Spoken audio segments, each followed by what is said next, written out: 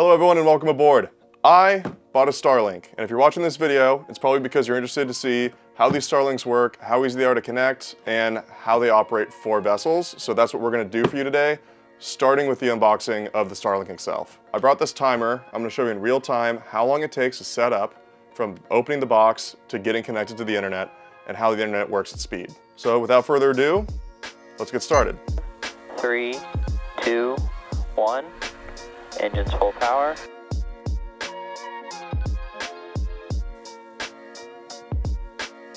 Stage separation confirmed.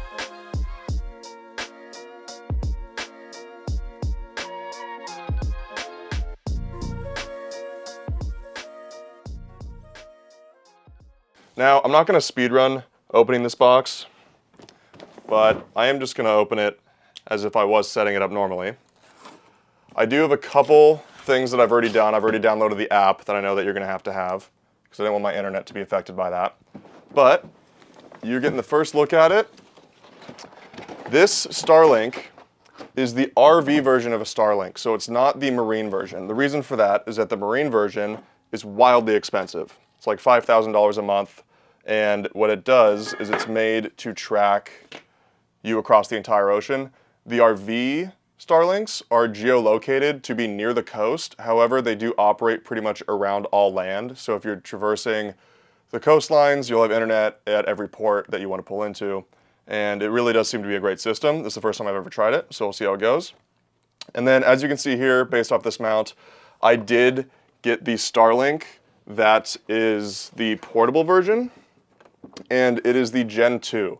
So you can tell it's the Gen 2 because it's got this square dish, whereas the Gen 1 had a round dish. And it's roughly 9 pounds, and it is 12 by 19 inches. So it's actually not all that big. They actually make a backpack that you can put it in and fit it to. So now that I have this thing out of the box, the only other thing it comes with is the router and cables. The router is made for indoor use, and the dish is made for outdoor use where you have an eye at the sky. And then inside here, you have the long cable cord. I believe it's about 75 feet, and this is to run from the outside to the inside where the router is. The cable here does both power and internet to the router, so there's not a second cable.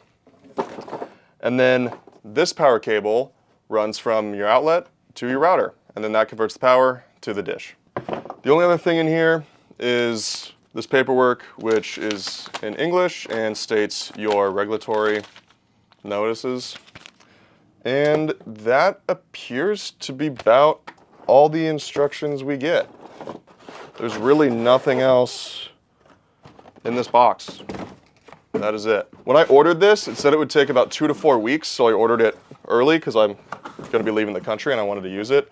But it arrived within 2 days, so that's excellent news if you're looking to get one. They appear to be readily available, at least in California. Now let's go ahead and try to get it set up outside. All right, so this thing attaches very simply. There's only one slot for it, and you put it in and slide it down, and it locks, and there's a little button on the back side. And then this little piece of paper, which stuck to it, is the entirety of the directions for the StarLink system.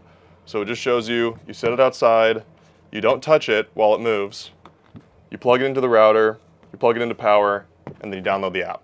So let's go ahead and see if we can get those instructions right now. All right, so now that we got the dish up on the roof, we have a connection to it down here, 75 feet away. We'll plug it into our router, which then we will plug the router into power, and we will now plug it in. Now at this time, the dish will be moving and adjusting up top to try to find the nearest satellite. There is a light on the bottom, so you know that it is plugged into power. And then we'll continue the startup. To use the startup process, you have to allow the device to connect to things across Wi-Fi networks, and you also need to allow your location so it knows where you're at. Then we need to open our Wi-Fi settings and join a network. It does say that joining your StarLink Wi-Fi network, it might take about 30 seconds for it to appear, so we're waiting for that to happen. It has been about over a minute now, and the link still hasn't appeared yet. There is something called Stinky. I don't know what Stinky is. Oh, Stinky is StarLink, I guess. All right, now it is shown up. We will connect to it, and we are now connected to StarLink. It now shows that we're connected to the Wi-Fi, And it now shows that we are moving on to our setup and that our setup is complete. So we will click done and finish. It says it is currently calibrating the StarLink, and it shows you that right here. It says that it should stabilize network performance within about 15 minutes. And then we can run a speed test, and it's going pretty fast. We have 120 megabytes per second on the download side, and about 15 megabytes per second on the upload side, and we are online. And liftoff of StarLink 2-6. So now we're online, let's go ahead and stop that timer. So we stopped our timer and it took 8 minutes and 50 seconds. That's pretty good, pretty quick. Not a lot of steps to do. I think that you probably could have done it a lot faster if this was your sole focus and not making a video on it. However, most of this time was due to the fact that I didn't know that the Wi-Fi name that I had to connect to was called Stinky, so I was waiting for it to connect to a network that I didn't know what the name was. I took the risk and I clicked the unsecure network. I don't really recommend doing that, but I tried it and it ended up being the actual network. I thought maybe it was called Stinky because that's sort of the humor that they have over at SpaceX. And I was right. After that, it connected right away and you're in. If I go ahead and I try to use my phone now connected to this Wi-Fi, we'll go to JakeSea.com and it does load. We do have pretty fast internet, 100 megabytes per second at least, and fairly decent upload, 15 megabytes per second upload. Overall, I think this thing works great. It plugs in incredibly quickly. This thing is supposed to be inside, so the dish is the only thing that's supposed to be outside. And you did notice that it was portable. I got the portable one. That one is $600 and it's $135 a month, but you can turn it on and off each month whenever you want to use it or don't use it. So it ends up being pretty affordable if you're someone who's on the go who needs internet to do their job. It is expensive in terms of what internet costs, but not necessarily overly expensive considering that you're using it out on the water, on a boat, where you normally can't get your internet services, which is great. There are two different options for you. There's the RV one, which is the portable one that I have, which is $600. And then there's also the in-motion one, which is a stable dish that mounts to the top of an RV, or in this case, a boat. And that one is supposed to be the one that you're able to use when you're in motion, and that's $2,500. The monthly fee for the both of them is $135, which is the same. However, the portable one is currently working as an in-motion dish.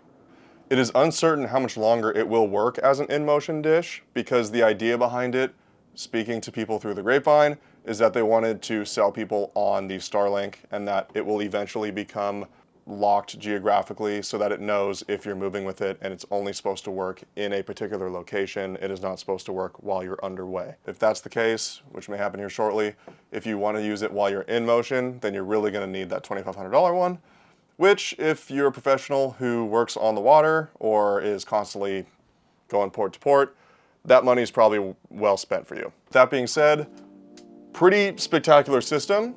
And there will be more videos to come of me using it here in the future. And I'm even going to upload this video using the StarLink.